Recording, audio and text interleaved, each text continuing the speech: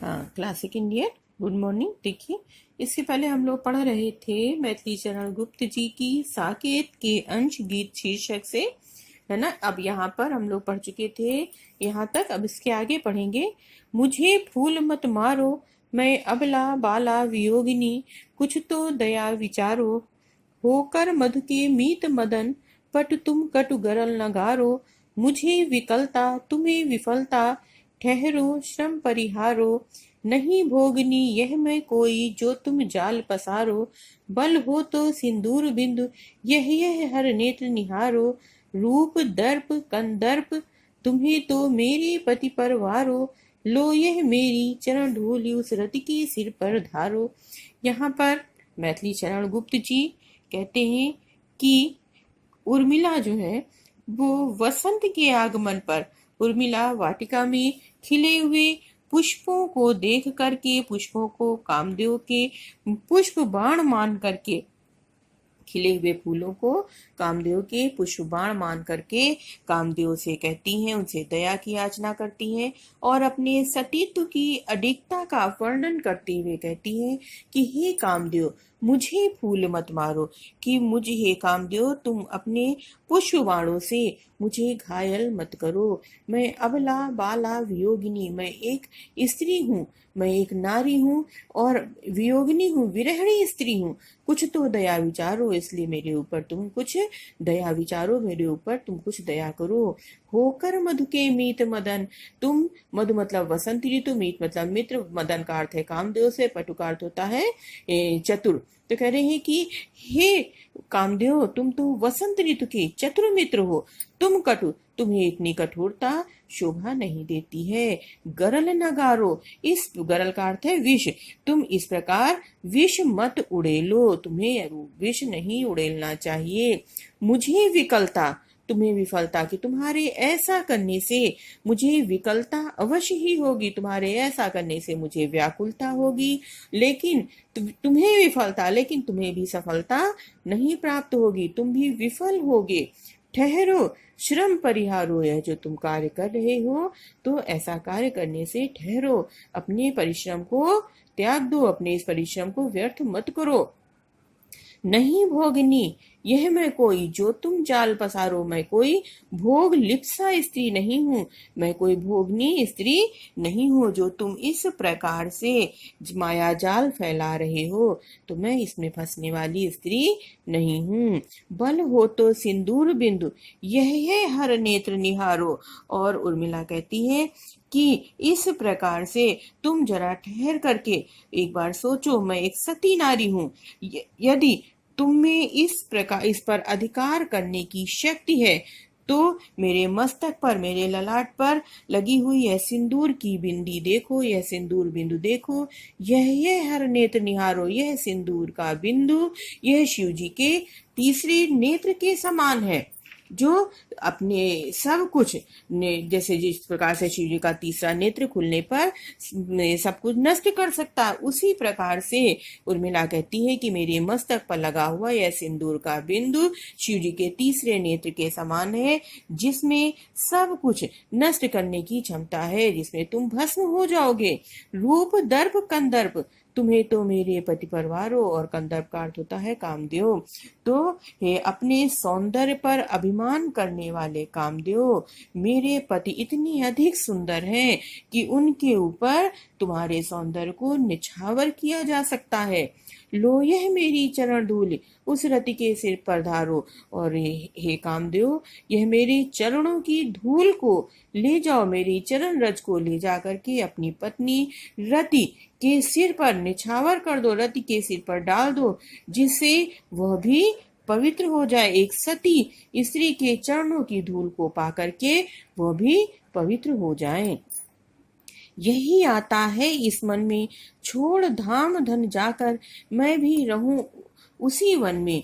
प्रिय के व्रत में विघ्न न डालूं, रहूं निकट भी दूर। व्यथा रहे पर साथ साथ ही समाधान भरपूर। हर्ष डूबा हो रोदन में, यही आता है इस मन में।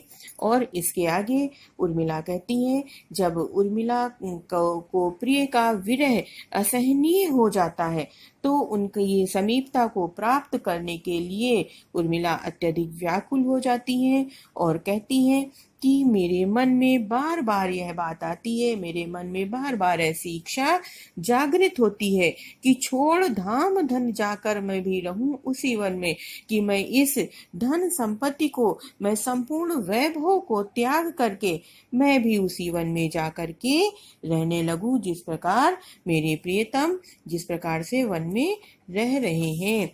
प्रिय के व्रत में विघ्न न डालूं, रहूं निकट भी दूर। और मैं अपने प्रिय के, अपने पति के व्रत में, जो उन्होंने अपने भाई की सेवा का संकल्प लिया हुआ है, उनके उस व्रत में मैं विघ्न भी ना डालूं और रहूं निकट भी दूर। उनके पास रहते हुए भी मैं जो है उनकी बाधक ना बनूं, और इसलिए मैं उनसे दूर ही रहूंगी। और व्यथा रहे पर साथ साथ ही समाधान भरपूर, कि इस प्रकार से उर्मिला कहती है कि मैं चाहती हूँ कि मेरी विरह व्यथा यथावत बनी रहे, परंतु साथ साथ उसका समाधान भी होता रहे, अर्थात मैं उनसे दूर रहते हुए भी बीच बीच में उनके दर्शन करके प्रसन्नता का अनुभव कर सकूं। हर्ष डूबा हो रोदन में, यही आता है इस मन में, कि इस प्रकार से मैं उनसे ना मिल सकने के कारण हृदय में दुखी रहूंगी, लेकिन उनके दर्शन करके, दूर से ही उनके दर्शन करके प्रसन्नता का अनुभव भी करती रहूंगी। हर यहाँ पर विरोधाभास अलंकार का प्रयोग किया गया है। रहूं निकट भी दूर यहाँ पर भी किया गया है कि पास रहते हुए भी दूर रहे, और हर्ष डूबा हो रोदन में यहाँ पर कह रहे हैं कि मैं प्रसन्न भी रहूं और हृदय से दुखी भी रहूं, यहाँ भी विरोधाभास है। यही आता है इस मन में, इस मन में ऐसी भावनाएं, ऐसी इच्छाएं उत्पन्न होती हैं। बीच बीच में उन्हें देख लूं मैं झुरमुट की ओट, जब वे निकल जाएं तब लेटूं उसी धूल में लोट। रहे रतवे निज साधन में, यही आता है इस मन में।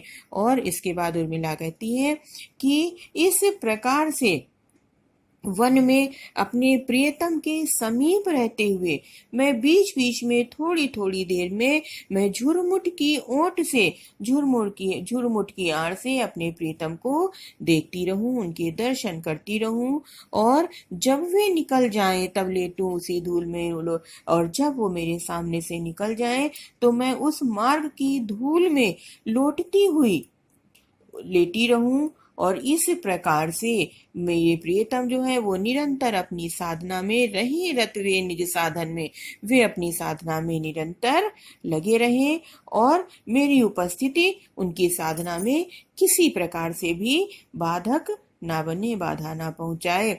यही आता है इस मन में, ऐसी इच्छाएं मेरे मन में निरंतर उत्पन्न होती रहती हैं। जाती जाती गाती गाती कह जाऊं यह बात, धन के पीछे जन जगती में उचित नहीं उत्पात।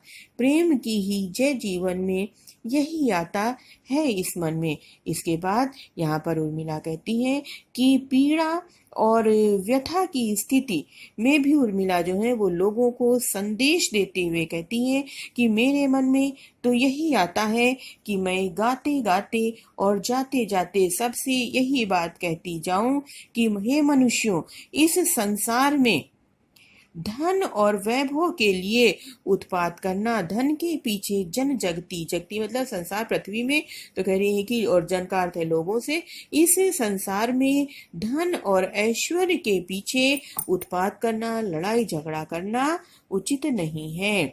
और इस प्रकार से इस जीवन में प्रेम की ही जय, जीवन में प्रेम की ही जय होती है। यही धन की कभी भी जय नहीं होती है।